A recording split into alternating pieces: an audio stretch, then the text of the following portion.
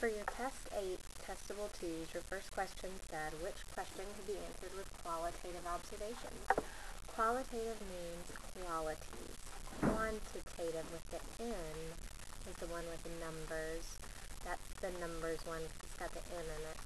So qualitative means which one of these is not going to be answered with a number value, more like a word value.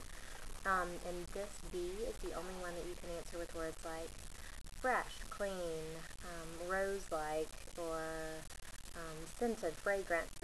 All the others are going to be answered with a number value. And for number 2, what is the main, how can you make solution of salt water more concentrated? Concentrated has to do with the ratio of solute in the solvent. The solute is higher in a concentrated solution than is greater than the original amount of solvent in there. So for this one, the solute would be salt, so we would add more salt to make it more concentrated. The opposite of concentrated is dilute. Dilute means that it has very little solute in a certain amount of solvent, much less. So that's the opposite. And for number 3, which of these is a valid conclusion? A valid conclusion is something that is done after you've done all of your experimenting, after you have studied your results and all of that good stuff.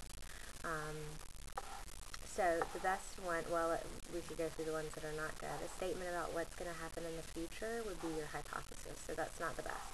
A question starts off your investigation, so that's also not going to be the best answer. A careful study of something to figure out what it means, that's kind of what you would be doing in your investigation. So explaining is the best thing to do when you're concluding. You're explaining what you saw based on your observations and in your data. Day 4, which environmental problem was directly caused by the invention of the automobile? Y'all learned about the Model T in social studies. So if you notice in those pictures, you start to see a lot of smoke and stuff coming out of the back of the cars, and that was an increase in air pollution because of all of that stuff. You can still see it with the diesel cars, but it's still emitting. We still have emissions from all of our cars. That's why we're creating those hybrids and electric cars and solar paneled cars and all that good stuff to help with that idea of air pollution. Your next one is, which of these is the main reason why too many deer cannot populate in one location? It has to do with that there is only a certain amount of food, water, space, and shelter for every animal. Those are your limiting factors. Food, water, space, and shelter. And if you go out to Fripp Island, you will notice that those poor little deer are dying slowly because they do not have enough food, water, space, and shelter. So those are our limiting factors. The job of the nucleus, the nucleus is like the brain of a cell. It carries out all the functions that the cell needs to carry out, so it controls everything. This giving the shape, if it was a plant cell, it could be the cell wall. Inside of the cell wall is the cell membrane. In an animal cell, you would just have the cell membrane. That thin outer covering that's like the skin. And making food, that's something we're not even going to really learn about this year, so we won't even talk about it now. The waste part of the cell would be the vacuole. It also stores good nutrients and stuff.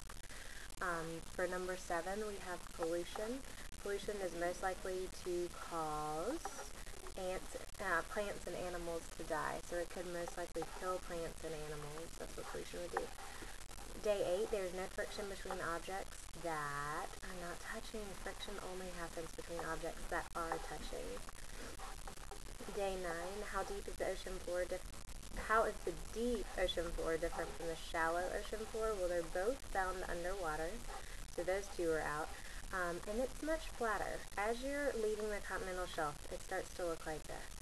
And then once you get down to the ocean basin, now you'll have some things like this, but it's much flatter for the better part. This is the part that is shallower. So A is the best answer for this one, that it would be more flat. And our last one, a car drives 3 hours. How else do you need to describe this car's speed? We know that speed includes both the object's distance and the object's time, because we found our speed when we did our walking outside. So you need not only your distance, but you also need your time. So this gives you the time, and we would also need the distance the car drives. Happy studies!